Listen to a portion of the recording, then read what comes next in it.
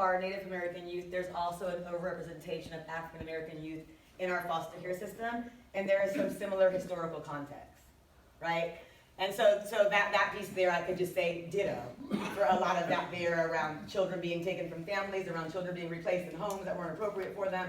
A lot of that is happening to more than one culture in this country. So I would say that, but I would go to the historical context of slavery and how during that time, the African American female was reduced to a sexual animal. And if you look back at some of the writings, some of the images, and some of the ways they were referring to, African American females post-slavery or during slavery, it was literally like they were sexual animals that were insatiable because they were being raped by masters.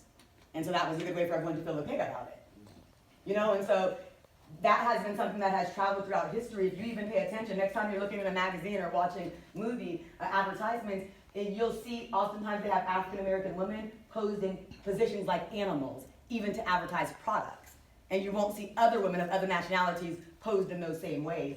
So there's a lot of historical context around African American females in this country and whether or not they're seen as being worthy of protection from something like this. Because of course, if they're sexual animals that are insatiable, then the commercial sex industry should be perfect for them, right? And then holding the image of, in that kind of comparison of the white woman to be like pure and in need of protection and worthy, right? And then having like this opposite, that polar opposite that happens when it comes to a lot of our African Americans in terms of that historical context coming out of slavery. And it's really important that we understand that, and it's not comfortable because it was fucked up.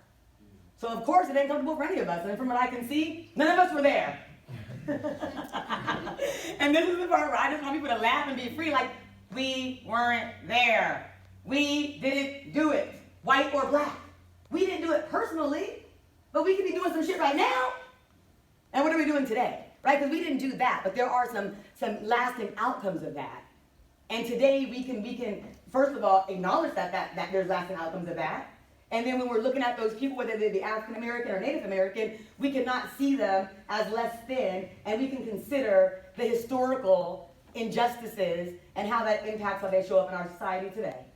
Right? That's really important for us to do. Otherwise, we can begin to reduce people to less than, being worthy based on tragedies they already experienced as a people historically. So it's really, really important. In LA County, but this is not different across the nation in major cities. It's not different in New York. It's not much different in San Francisco. The fact that 47% of youth identified as CSEC in LA are African American. That's very common. And then in Philadelphia and Phoenix, African American males were at an increased risk for CSEC as well, compared to other nationalities.